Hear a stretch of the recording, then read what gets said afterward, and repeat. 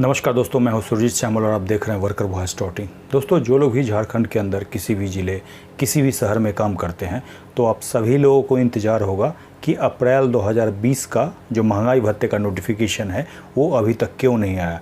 तो इसी के बारे में हमारे पास एक इन्फॉर्मेशन है और वो जो नोटिफिकेशन है झारखंड सरकार के लेबर विभाग ने जारी कर दिया है और उसके हिसाब से आपका महंगाई भत्ता कितना होगा, इसके साथ ही वो दर आपको कब से मिलेगा, क्या उसका एरियर मिलेगा, इन सारी बातों की जानकारी आज हम आपके लिए लेकर के आए हैं।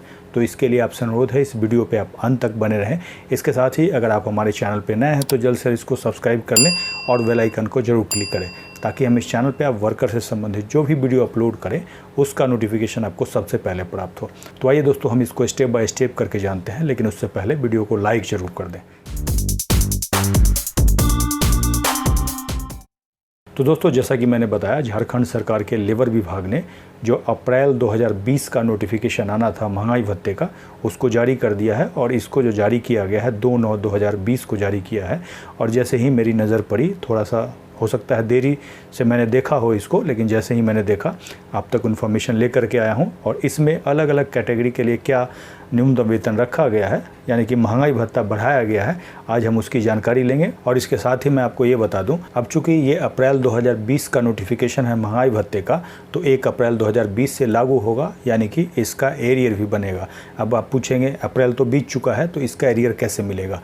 तो आपको बता दूँ कि पहले जितना आपको सैलरी मिला है और जितना आपकी वृद्धि हुई है अभी महंगाई भत्ते में, तो जितना आपका शेष बचता है उसको टोटल करके आप अपने एम्प्लॉयर से मांग कर सकते हैं या फिर एम्प्लॉयर को खुद से देना चाहिए।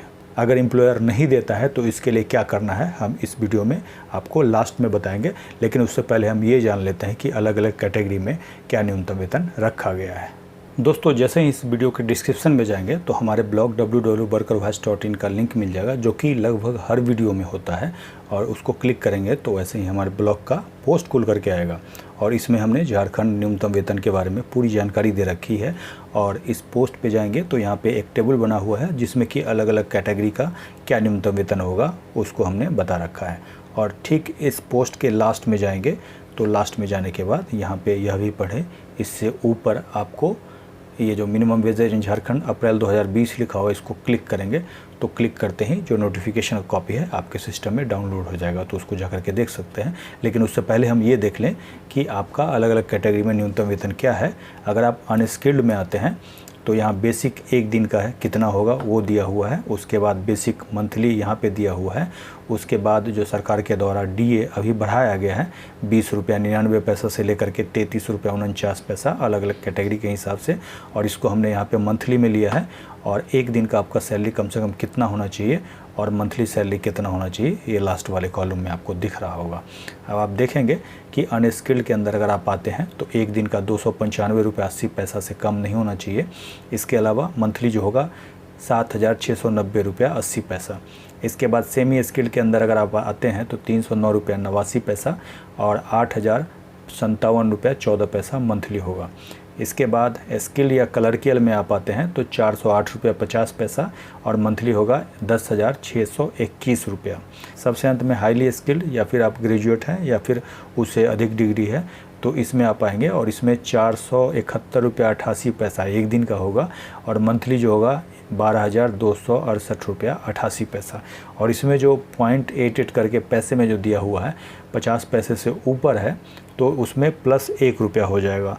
जैसे कि अगर मान लीजिए 68 है तो यहाँ पे 69 रुपया मिल सकता है आपको, और ऐसा ही दिया जाता है। इसमें जो मंथली रेट है उसमें 26 से भाग दे करके एक दिन का निकाला हुआ है। अगर आपको सैलरी स्लिप मिलता होगा तो इसमें मंथली और प्लस डीए जो है ऐड करके फिर आपको यहाँ पे मंथली फिगर दिखेगा। इससे कम अगर आपको दिख रहा है इसका मतलब आपको न्यूनतम वेतन नहीं मिल रहा है, इसको आप ध्यान रखिएगा।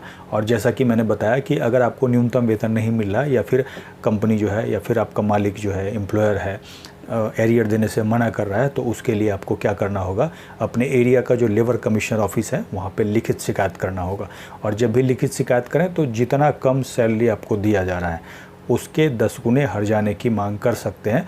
और जब भी आप कॉन्ट्रैक्ट पे अगर काम करते हैं कहीं पे तो कोशिश करें आप प्रिंसिपल एम्प्लॉयर को एक लेटर पहले दें और उसी के आधार पे दोनों को पार्टी बनाते हुए, यानी कि कंप्लेंट लेटर में दोनों का पूरा पता लिखते हुए तब लेबर कमिश्नर के पास शिकायत लगाएं।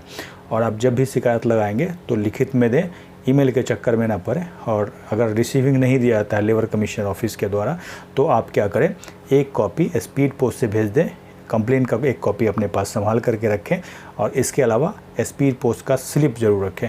और जितने भी पार्टी होंगे उसके हिसाब से आपको लेबर कमिश्नर ऑफिस में बता दिया है कितने कॉपी में आपको कंप्लेंट करना है। इसके बाद अगर आप झारखंड के अंदर ही सेंट्रल गवर्नमेंट का कोई विभाग हो गया, जैसे कि रेलवे हो गया, पोस्ट ऑफिस हो गया, नेशनलाइज बैंक जैसे स्टेट बैंक हो गया, केनरा बैंक हो गया, इस तरह का और भी कोई विभाग हो सकता है, सेल भेल जो है सेंट्रल गवर्नमेंट का, उसका भी कोई ऑफिस हो सकता है। आप खुद से पता कर सकते हैं सेंट्रल गवर्नमेंट के अंदर आते हैं या फिर स्टेट गवर्नमेंट के अंदर। तो सेंट्रल गवर्नमेंट के अगर अंदर आते हैं, कॉन्ट्रैक्ट पे काम करते हैं, आउटसोर्सिंग के माध्यम से डेली वेजर के रूप में काम करते हैं, तो आपके लिए एक अलग न्यूनतम वेतन होता है जिसको कि सेंट्रल स्फेयर का न्यूनतम वेतन कहा जाता है एक तरह से। और वो चीफ लेबर कमिश्नर सेंट्रल नई दिल्ली के द्वारा जारी किया जाता है और पूरे देश का होता है। ABC कैटेगरी करके अलग अलग एरिया को बांटा हुआ है और उसमें जो न्यूनतम वेतन है वो आपके स्टेट वाले न्यूनतम वेतन से काफ़ी अधिक है। अभी चूँकि अक्टूबर 2020 का नोटिफिकेशन नहीं आया, तब तक अप्रैल 2020 के हिसाब से आपको मिलेगा। और उसको अगर आप जानना चाहते हैं तो यहाँ पे आई बटन पे क्लिक करके हमारे पुराने वीडियो को देख सकते हैं। और इसके साथ ही डिस्क्रिप्शन में भी लिंक दे दूँगा और जिस वीडियो को क्लिक करेंगे तो उसके डिस्क्रिप्शन में नोटिफिकेशन जैसे अभी मैंने बताया है वैसे ही उसमें जा कर के मिल जाएगा और उसको भी देख सकते हैं। उसमें एक एक एरिया का नाम लिखा हुआ मिलेगा। इसके अलावा भी आपका कोई सवाल हो तो नीचे कमेंट्स में लिख करके ज़रूर बताएंगे। वीडियो को लाइक करेंगे, शेयर करेंगे और अधिक से अधिक साथियों तक पहुंचाने की कोशिश करेंगे। इसके साथ ही विदा लेता हूं। जल्द ही एक नई जानकारी के साथ मिलते हैं। धन्यवाद।